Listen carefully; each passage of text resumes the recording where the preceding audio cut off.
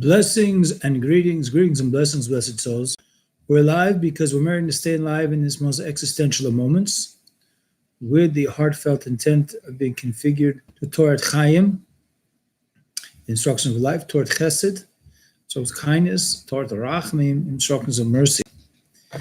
A matter of concern to me is that it has not come to the forefront of, say, formalized debate, but it has seeped up in various sections of the Torah learning communities, whether it be among the Jewish people, or whether it be among the Bnei Noach, and within the categories of Bnei Noach, there are many. Now, I just want to clarify, I have no intention of entering into this rabbit hole of argumentation. So when I address Bnei Noach, like I address Bnei Yisrael, we're talking about a lineage that is according to the Torah. One has to go back to Genesis after the flood, when the Almighty blessed Noah and his three sons, Ham, Shem, and Japheth, and their wives to be fruitful and multiply. And therefore we see that the entire human family experience has been blessed to proliferate over the four corners of the globe. Of course, things should be done in a responsible manner. And yet, when people look at these blessings, and then they reflect on their lives, and perhaps they see they haven't strived fully within the full knowledge of Torah, and I admit before anyone else, I have not fulfilled the entirety of the Torah. I am an ongoing student for 33 plus years, and I hope to merit another 33 and another 33, and then hopefully in the meantime, the line of Judah, the Ar Yishayul, or Ara Torah Chadasha, Mitetetze, insights, prophetic and legal insights, according to Torah written in oral tradition, that will elevate the creation and thereby elevate not only the nation of Israel, but all the nations. So while there has been a simmering of argumentation, I'd like to share with you, blessed souls, two teachings which we of Israel, at least in the prayer liturgy that I access on a daily basis, read to remind ourselves what should be, in my humble opinion, our essential engagement in this world. And it's a matter of learning more about ourselves individually to see how do we personalize, make it very an individualized level, I should say. Not an narcissistic level, but each one of us has a profound, unique shlichus, mission in this world, whether it be Bnei Yisrael or Bnei Noach. And again, I'm talking about lineage, not about levels. I'm not going to divide the Bnei Yisrael into Levium, the Levites, or the Kohanim, the priestly branch, or the Yisrael, so to speak, the not the working class, but the masses of Bnei Yisrael, because the Levites and the Kohanim are really from one tribe, the Levitical branch. So too with the Bnei Noach, you have different levels, different terminologies, which you might be hearing about. If you haven't heard about, you will be hearing about in the future, especially as we get closer and closer to the Messianic age, which I want to remind all those who are engaged in such discussions with bitterness and anger and resentment, that the Rambam gives a psak halacha, that one of the features of Yemos HaMashiach is no hatred, no jealousy, and no competition. And those who are pushing forth their viewpoints, are they real? We can taste redemption, but if we remove the hatred and jealousy and the competition with others.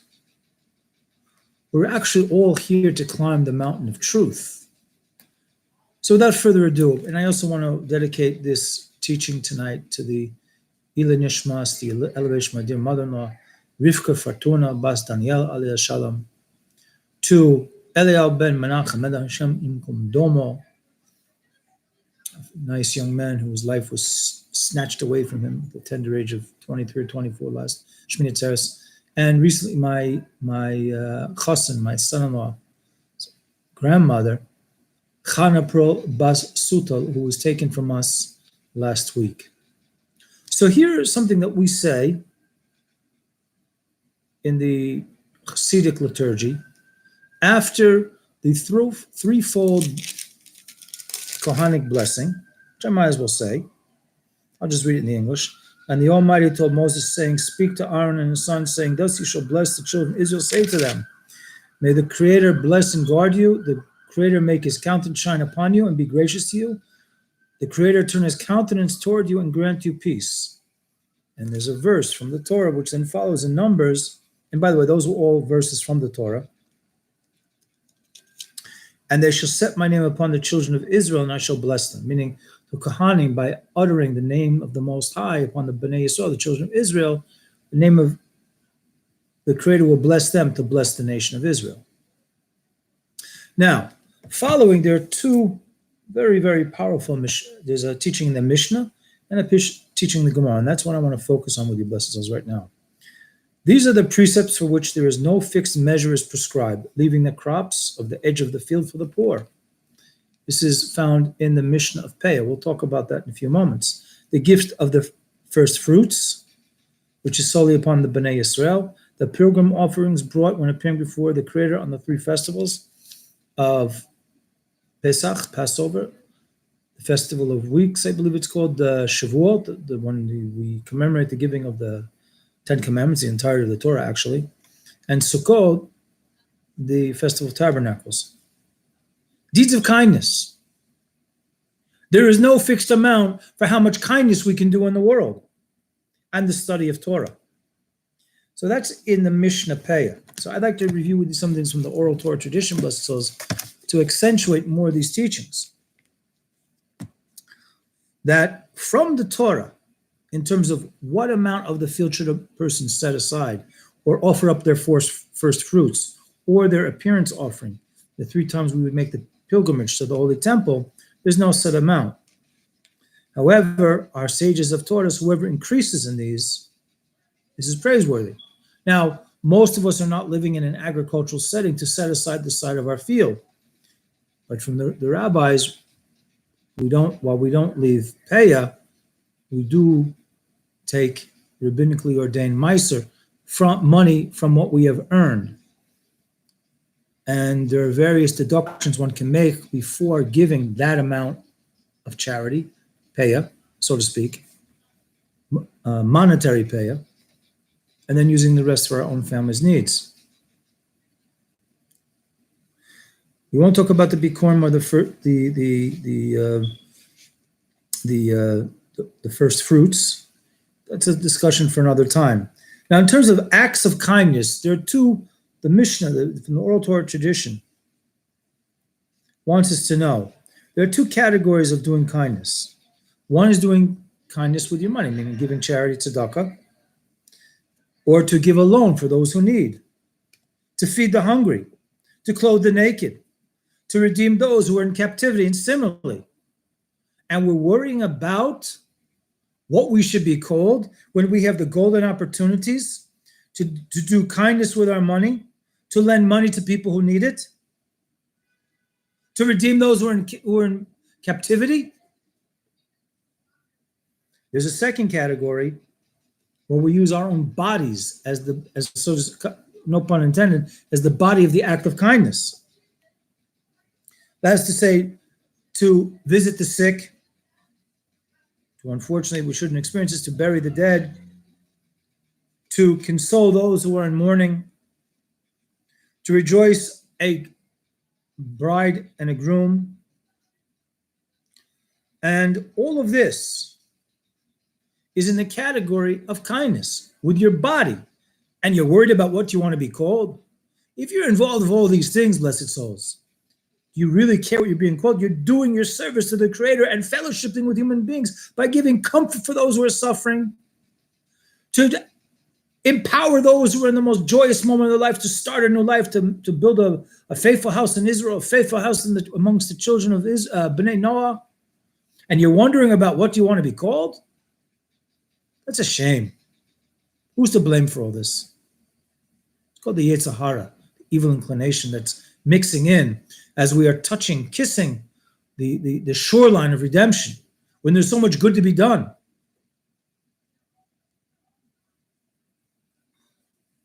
Now, there was a decree, which is brought down in the Talmudic tractate of Kesuvot, which is the oral Torah tradition of how to write a contract for a Jewish marriage.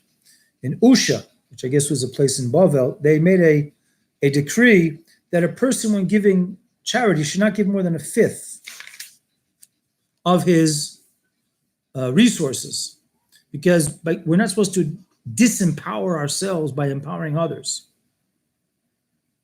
Better we have the anxiety of figuring how much we should give than think about what we should be called.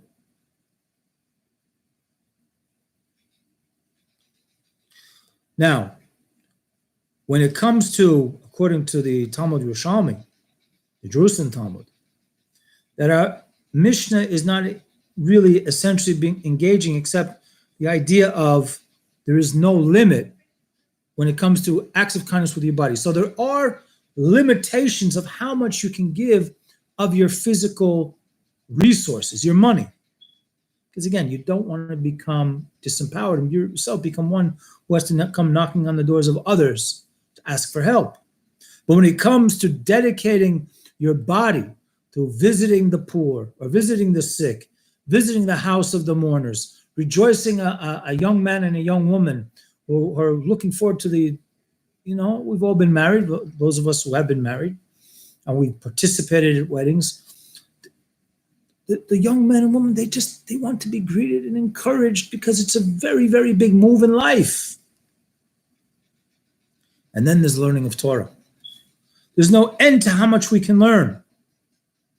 And you see, even Joshua, who took over the leadership from Moshe Rabbeinu, Moses, our teacher, look at chapter 1, verse 8, what he was told. In essence, he was told, meditated on day and night, the leader of Israel. I only wish the leaders of Israel today in the modern state would be meditating on Torah day and night. They would realize there's a better solution than the political solution. There's the Torah solution, which can be implemented through educating, being a source of light to the nations to promote the 7 B'nai Noach, the Sheva Mitzvahs B'nai Noach, which are really just corresponding to the 10 commandments, which are branch commandments, which branch off into, I should say, foundational type of commandment, just as the Sheva Mitzvahs B'nai Noach are foundational commandments, which branch out to many more. Regardless of what the person wants to be called, to learn about and decide what he or she wants to adhere to. Jew or B'nai Noah, Bas Noah, Jewish. And then there comes the commandments, where a person can act. Now, those other commandments were basically told, do as much as you can, especially with the body. The money, there's limitations. But there are other commandments where one can actually have some sort of benefit in this physical world, and also be blessed to get the essential reward of those commandments, mitzvahs, in the world to come. What is the world to come? I'll leave that to you to learn about blessings. I won't put it into my little my little microcosmic personalized perception from what I've been learning for the last 33 years. I'll ask you, do your research. What is Olam Haba, the world to come? I already defined for you. According to Rambam, we will understand we are in the days of Mashiach when there's no more hatred, jealousy, and competition amongst each other. Jew and Jew, B'nai Noah, Jew and B'nai Noah and Jew. Won't that be a wonderful time? And we're going to be worried about what to be called then? And then at the same time, too, I want to affirm those who feel very strongly being called this or that or this, because you have sources to be called what you're, but to make that the main issue, I don't hear the words of kindness coming from your mouth. I don't hear the words of brotherly love. Yes, you might have been hurt by people who are ignorant of those teachings in Torah, whether they be Jews or rabbis or B'nai Noah or people of other faiths. but that is the test that you are being tested with. Not to lose your anger, not to lose your faith in the Most High, to keep on learning. Learning, if we're going to take revenge, we'll become knowledgeable to step back. For those who don't know, eventually it will be revealed to them they've made a horrible mistake. And if they've hurt you, they will have to make amends. When you hurt someone, you don't pray to God to be forgiven. You go to that person who you have to ask forgiveness from. Now, what are these commandments that we can enjoy something of it in this world, and the essential reward will be prepared for us in the world to come? And again, please do your research. What is the world to come mean? Olam haba. You can Google it up and see a lot of good stuff about it. It will make you look forward not only to the world to come, but how do you prepare for this world to come?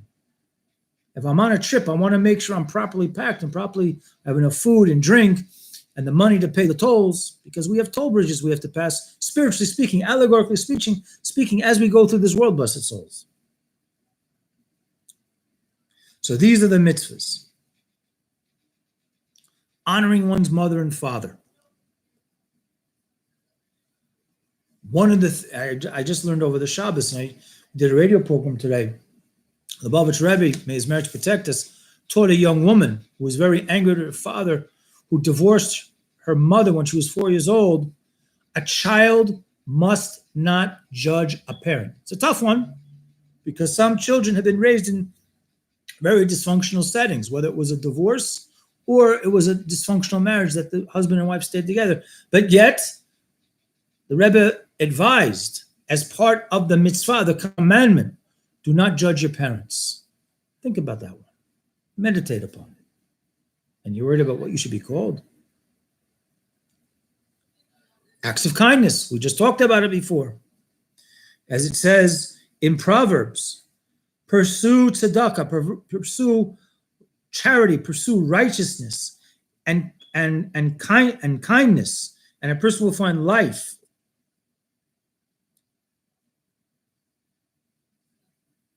Make sure I'm translating right. The person who pursues righteousness, tzedakah, charity, and kindness will find life. I'm not translating it properly here. I'm sorry. Let me just see if I can pull out. I'll humble myself to pull out a Proverbs. Hopefully you'll bear with me. I want to make sure because that's Torah. We can make mistakes in the mitum, and that's an instruction as well. So let's go to. I'll just get the English translation here. 21:21.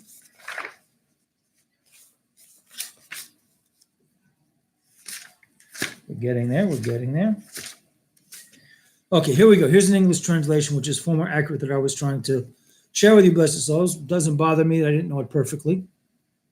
I'm not the rabbi of anything. I'm just a Torah askan. Chapter 21, verse 21 in Mishlei. Proverbs. He who pursues charity and kindness will find life, charity and honor. There are people who have been insulted and put down for seeking to be called what they want to be called.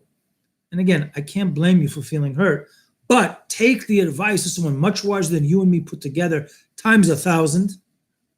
Take the advice of a Melech Yisrael, a king of Israel. He who pursues charity and kindness will find life, charity, and honor. You want honor? Live a life of charity and righteousness. The honor will come to you if that's what you so desire. Bringing peace between a person and another. This whole movement of argumentation is just the opposite of bringing peace between a man and his fellow. And Torah corresponds to everything we just mentioned in terms of suckling from certain types of fruits in this world, spiritual fruits and physical fruits. The learning of Torah. So there's no end. There's no set amount. Although our sages did say from the oral Torah tradition, if a person learns a little bit in the morning, a little bit at night, you more specifically can learn about in the laws of Hilchos Talmud Torah, they are meritorious. They hold in merit. Now, from the Talmud in Talmudic tractate in Shabbat, it talked about as well similar matters. But first we'll go, here's what a big Gemara looks like. You see clearly? It's the Shabbos.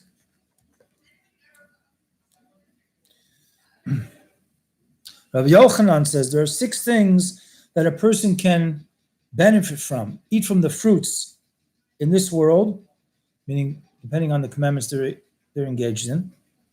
And again, the real reward will be waiting for that person in the world to come. Look it up. What Olam Haba means, Basos, the world to come.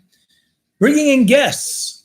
While we're worried about what we should be called, is that at the cost of not inviting people over for a cup of coffee? For a Shabbos meal? Whether you observe the Shabbat or celebrate the Shabbat, you just want to have someone over on a Tuesday night, or a Wednesday morning, or a Thursday afternoon, or after a Shabbos, after the celebration of Shabbos or the observance of Shabbos. Visiting the sick, learning, praying in a meditative, analytical style, meaning you are focused on the letters of prayer, whether you're reading from some prayer liturgy or you are praying from the depth of your heart. This is a matter where you are blessed in this world for doing so to the Creator, for praying to the Creator. At the same time, too, the essential blessings will be reserved for you in the world to come. Getting up early in the morning to learn. Now, some of us don't have an opportunity to learn in a Beis Midrash, a house of study, but you can get up and learn in your own private environment. That's also a blessing. And you'll see fruits in this world and the fruits in the world to come. Raising one's children to learn for learning Torah. And last but not least, to judge one's friend on the side of merit. Again, while people are worried about what to be called, golden opportunities lay before our feet, blessed souls, to engage in these with an enthusiasm and a joy, as well as a healthy fear of the Creator. We shouldn't transgress these opportunities. We shouldn't trample on an opportunity to help someone while we want to cook in what we should be called. Again, I affirm your right to call yourself whatever you want. That's your that's your bechira chavshis, your free will. There's another opinion that holds that acts of kindness, bringing peace between a man and his friend. Again, Torah as well. There's different distinctive ways of measuring these commandments. There's also a perspective of bringing peace between a man and his wife. This is one of the matters which Aaron Cohen, the older brother of Moses, was famous for, ensuring that if there was marital problems between husband and wife, he would intervene and work on ensuring that the love that had kindled initially their relationship, or the respect, or their appreciation of values where they could both meet in the middle, that where there was some sort of test in their lives or some sort of incident that was threatening, that sensitive, brittle bridge called a marriage relationship, he would do his best. He would self-sacrifice himself in order there should be peace between man and woman, because when there's peace between man and woman, the Shekhinah, the divine presence, dwells in their home.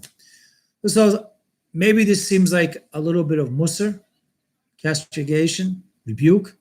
No, it's really to myself, because I don't want to be involved in any more of my days of my life in senseless argumentation, wasting your time, wasting my time.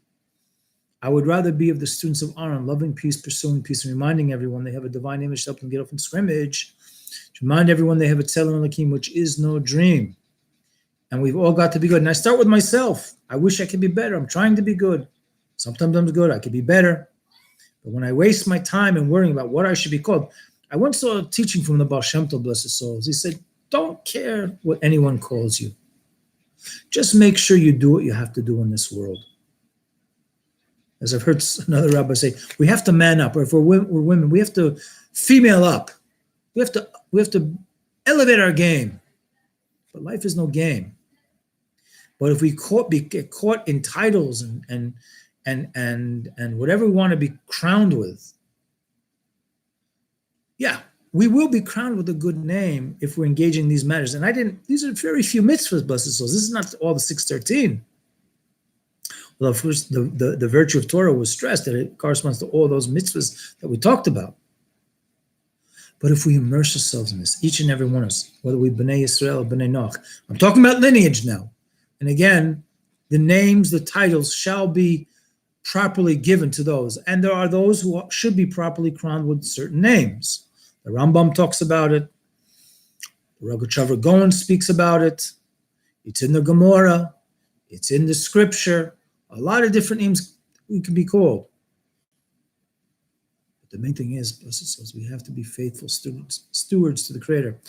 I want to wind off with a teaching that I learned many years ago. Rav Hillel Parich, who was a tzaddik, he was a makubal, and he realized that he misinterpreted the Kabbalah, and he came to Chabad Hasidus from a teaching initially that was transmitted to him by the first Chabad Rebbe, Rav Shneur Zalman Liadi. He became a faithful chassid of the Mittler Rebbe, Rabbi Dov Ber of Lubavitch, and then the Tzemach Tzedek, Rabbi Menachem Mendel of Lubavitch. In this world, what's important is to be good, not right. Now, there are people who are right. If people come together and have some sort of Talmudic discussion, yes, one person can be more right than the other.